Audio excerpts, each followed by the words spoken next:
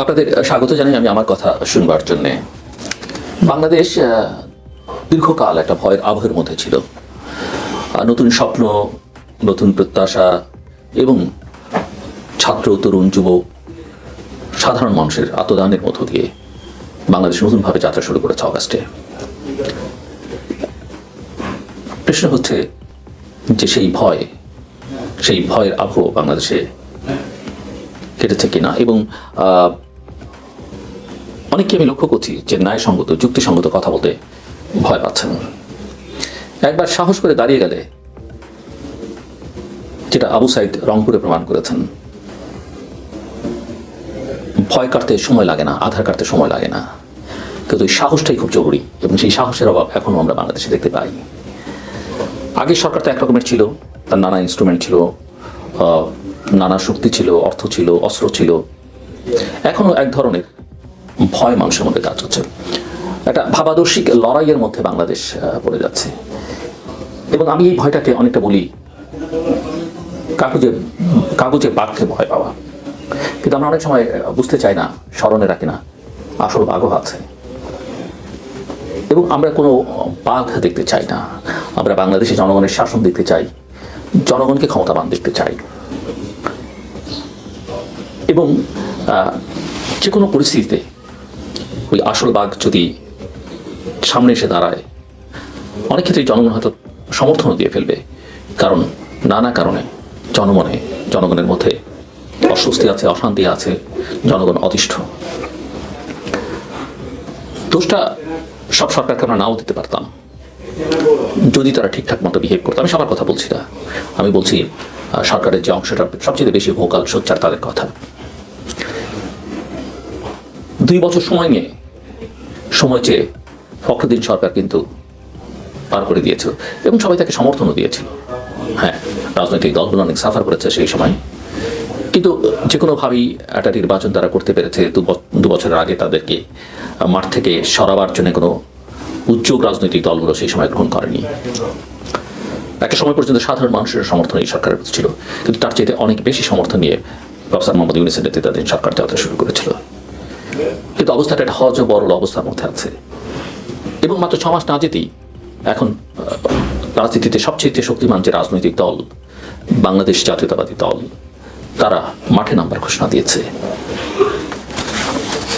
যে স্বৈরশাসন বিধায় নিয়েছে তার যে রাজনৈতিক শক্তি বা রাজনৈতিক দল, সেই আওয়ামী লীগ মাত্র 6 মাসের মাথায় এসে এখন হরতাল আর অবরোধের মতো কর্মসূচি রাখছে।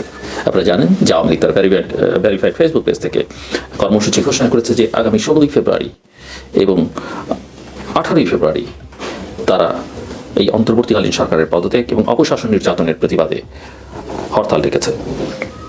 হরতাল, অবরোধ কর্মসূচি বাস্তবায়নে তারা 1 ফেব্রুয়ারি থেকে মাঠে থাকার ঘোষণা দিয়েছে। কাদের ভুলে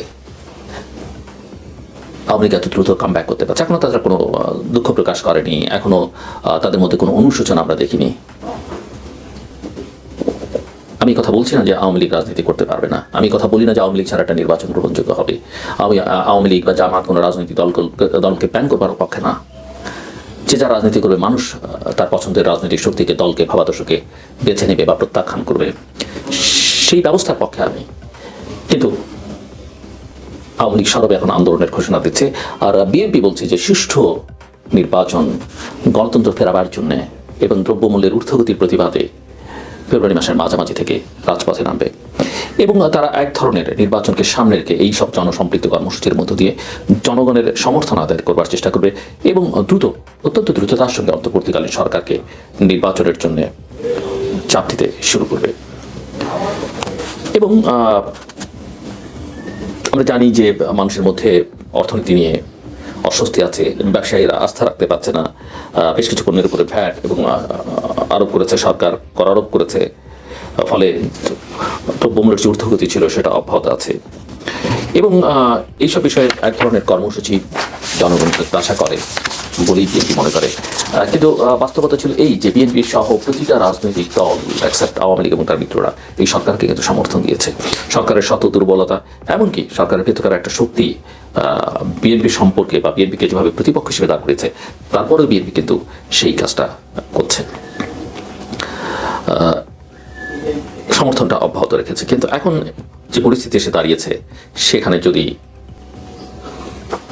বিএনপি মাঠে নামে, আওয়ামী লীগ কামব্যাক করবার চেষ্টা করে এবং সরকার যদি ঠিকঠাক মতো ফাংশন না করতে পারে, সরকার যদি ডেলিভার করতে না পারে, একটা ভালো নির্বাচনের নিশ্চয়তা না দিতে পারে, আন্তর্জাতিক শক্তিগুলো তাকিয়ে আছে, বাংলাদেশের জনগণ মুখে আছে ভোট দেবার জন্য, এই পরিস্থিতি সরকার কিভাবে সামাল দেবে আমি জানি না। আমি চাই এই সরকারের অধীনে প্রফেসর মোহাম্মদ ইউনূসের নেতৃত্বাধীন একটা সরকারের অধীনে একটা ভালো নির্বাচন হোক। কিন্তু তারা যদি ডেলিভার করতে না পারেন, তখন আমি বা চিকু যদি দাবি করেন যে দেশে একটা নির্দলীয় শক্ত সামর্থ্য নিরপেক্ষ সরকারের অধীনে নির্বাচন হোক, সেটা খুব অযৌক্তিক হবে বলে আমার কাছে মনে হয় না। বিএনপি এখন সরকার বা সরকারের একটা অংশ বা ছাত্রদের নামে একটা অংশ, তারা অনেক রকমের দাবি করেছে। তারা রাষ্ট্রপতিকে সরাতে চেয়েছে, তারা জুলাই অভ্যুত্থানের ঘোষণাপত্র তৈরি করবার কথা বলেছে। বিএনপি সবার সঙ্গে এনগেজ করেছে তাদের সঙ্গে, কিন্তু কোনো বিষয়ে চূড়ান্ত মতামত দেন। এমনকি আমি মনে করি প্রফেসর মোহাম্মদ ইউনূসও এই জায়গায় অত্যন্ত র্যাশনাল আচরণ করেছেন। তিনি সবার সব কথা মেনে নেননি, এমনকি তার নিয়োগকর্তাদের কথাও তিনি অ্যাকসেপ্ট করেননি।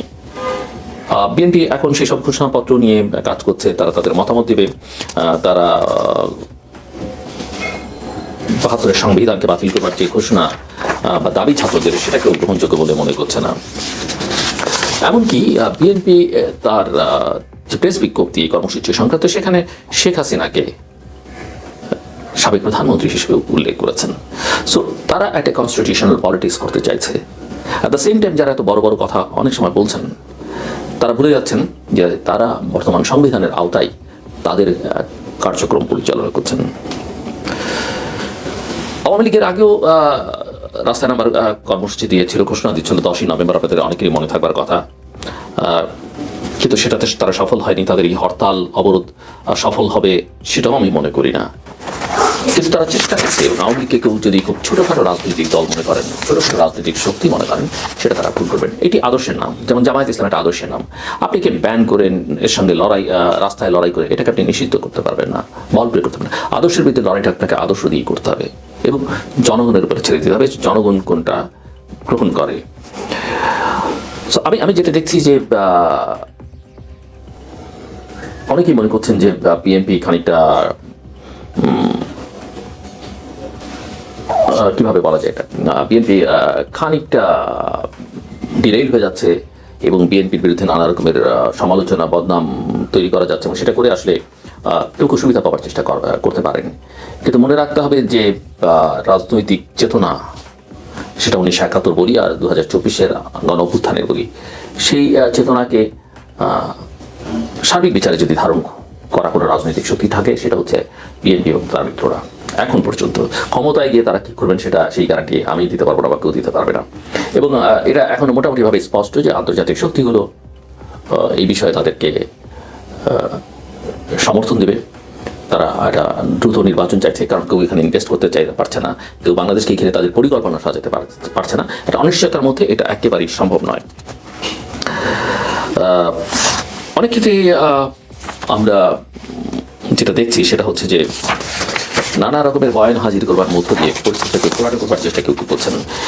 কেউ আমার সাম্প্রতিককালের বক্তব্যগুলোতে বা আমার সামাজিক যোগাযোগ মাধ্যমে কোনো স্ট্যাটাস দেখে বা আমার টেলিভিশন শো দেখে আমাকে একটু ট্যাগ করবার চেষ্টা করছেন যে আমি বোধহয় আওয়ামী লীগের দোসর। যেমনটা আওয়ামী লীগ শাসন ক্ষমতায় থাকাকালে আমাকে বিএনপির দোসর বানিয়ে ফেলবার চেষ্টা করা হচ্ছে। কিন্তু সমাজে নিরপেক্ষ মানুষ থাকা দরকার, সমাজে নিরপেক্ষ বিশ্লেষক থাকা দরকার। আপনি সেটা গ্রহণ করতে পারেন, না করতে পারেন, আমার কথা ভুল হতে পারে, কিন্তু আমি পেশাদারিত্বের সঙ্গে যেটা মনে করছি সেটাই করছি। কারো বিরুদ্ধে আমার কোনো ব্যক্তিগত বিদ্বেষ নেই, কোনো গোষ্ঠীর প্রতি পক্ষপাতিত্ব নেই, রাগ অনুরাগ বিরাগের কোনো বিষয় আমার সঙ্গে নেই। আমি যা আমার চোখে দেখছি সেটাই বলবার চেষ্টা করছি।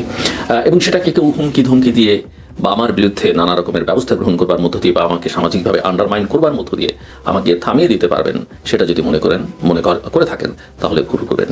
সেটা শেখ হাসিনার শাসন আমলও হয়নি, এই আমলও হবে না।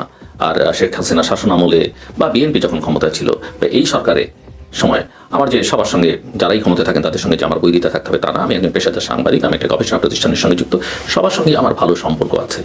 আমরা যে ক্ষমতা থাকুন না কেন তাকে আমি অপছন্দ করলো সেই সরকারের আমলে আমরা জীবন যাপন করি, জীবন ধারণ করি, খাওয়া দাওয়া করি, আমাদের দৈনন্দিন ক্রিয়াকর্ম করি, সরকারি নানা প্রতিষ্ঠানের সঙ্গে আমাদের নানা রকমের এনগেজমেন্ট থাকে।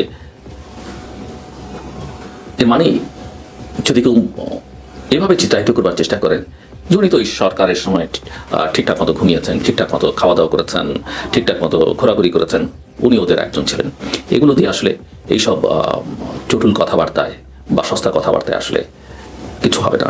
রাজনীতি অনেক জটিল হয়ে যাচ্ছে, গোটা দেশটাকে পৃথিবী দেখছে, দেশের মানুষ অনেক সচেতন।